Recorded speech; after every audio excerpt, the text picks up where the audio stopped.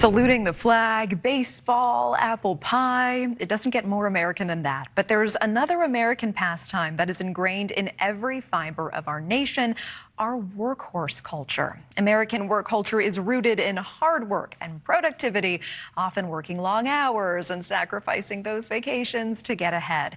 But that time off is earned even if it isn't always used. And a new study finds that 78% of Americans will not take all of their PTO days.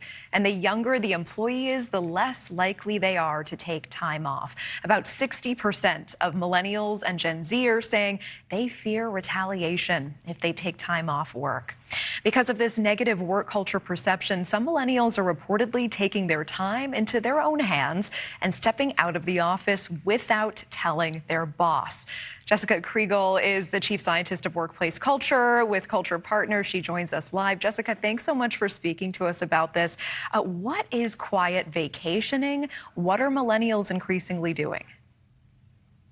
Quiet vacationing is an infuriating new term that we've come up with to describe the dynamic in which people feel like they can't be upfront about taking their PTO, the PTO that has been granted to them by their manager and the organization that they work for, yet they feel like they can't take it because of a perception that they are lazy and entitled. And if they take time off, that will somehow be a career limiting move, which is such a destructive way of operating in a work culture because it leads to stress and burnout and attrition, and it's not good for business or people. So we have to change this dynamic where people can say, I'm going on vacation, and then they go on vacation and everyone wins.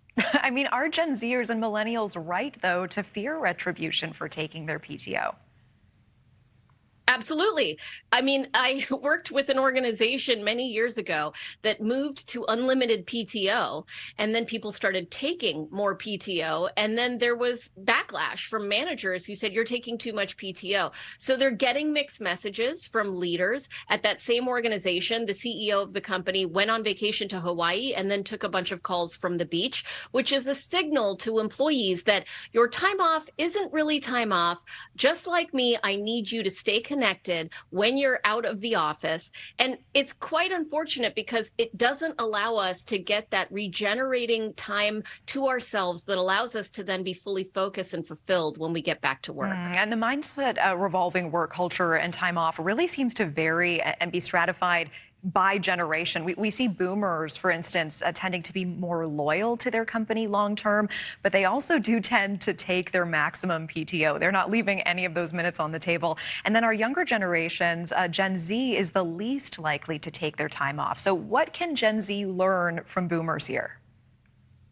Well, it's interesting. I don't know that that's a generational issue as much as it is a life stage issue. The Employee Benefits Research Institute measures tenure based on age, and they say the same thing that you said. But 60 years ago, those numbers were the same, meaning that the baby boomers of today, when they were young, they had less loyalty to their employers. So I think really what we're dealing with is people figuring out what they want to do for a living and trying a new job. This isn't necessarily connected to the quiet vacationing issue.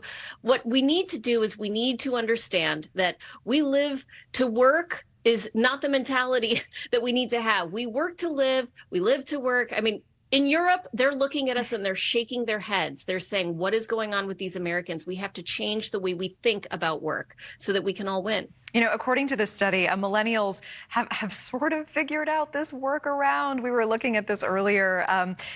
All these workarounds to make it appear that they're actually working. They have, you know, the computer mouse jiggler so that their status still shows as green, that they are there scheduling emails outside of work. What are your thoughts on these moves? And do you think that there are repercussions if they get caught doing these things?